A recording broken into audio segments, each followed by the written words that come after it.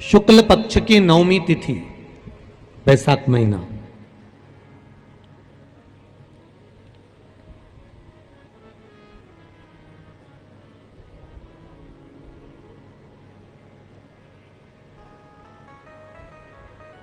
पीला चंदन घिसकर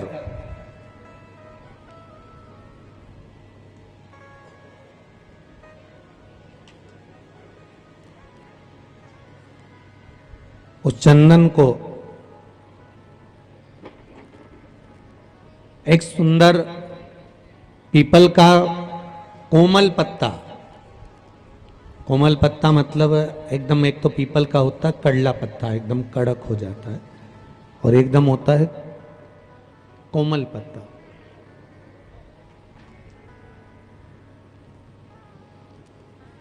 उस पीपल के कोमल पत्ते पर पीला चंदन घिसकर, जो वो चंदन होता है, उस चंदन को घिसकर उस चंदन को उस पत्ते पर रख लें। और महाराज उस पत्ते को मध्याह्न के समय पर, जैसे जब सुबह के समय पर सारी पूजन हो जाए, अर्चना हो जाए, भगवान शिव के मंदिरों में जल समर्पित हो जाए, उसके बाद में जब बाबा एकदम आनंद में विराजे हों, तब जहां शिवलिंग रखा होता है,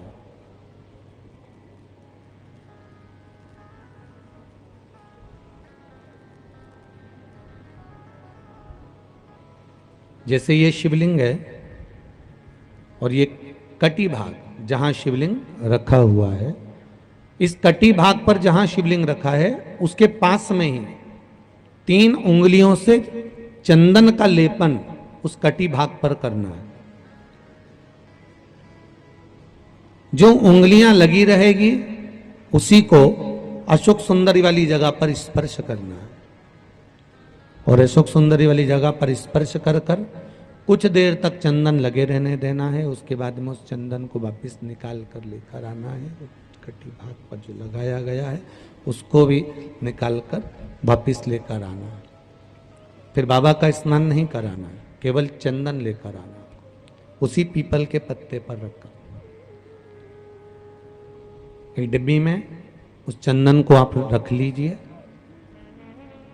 कुछ दिन, जिसकी नेत्र ज्योति कमजोर है, चश्मा लग रहा हो, श्रवण शक्ति कमजोर हो, सुनाई कम दे रहा हो, उसके कंठ से इस ठोडी तक उस चंदन का तिलक लगाना प्रारंभ कर दीजिए, और नेत्रों के नीचे थोड़ा सा वो चंदन लगाना प्रारंभ कर दीजिए।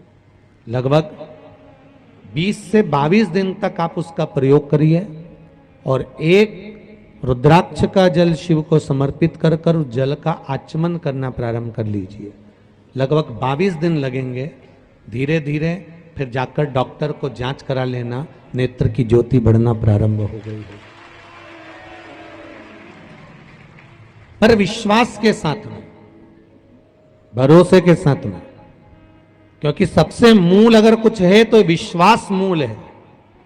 मानो तो मैं गंगा मां हूं, और ना मानो तो बहता पानी। अगर आपका विश्वास प्रबल होगा, भरोसा अगर प्रबल होगा, विश्वास अगर प्रबल होगा तो भगवान मिलेगा, और अगर विश्वास नहीं है तो परमात्मा नहीं मिलेगा।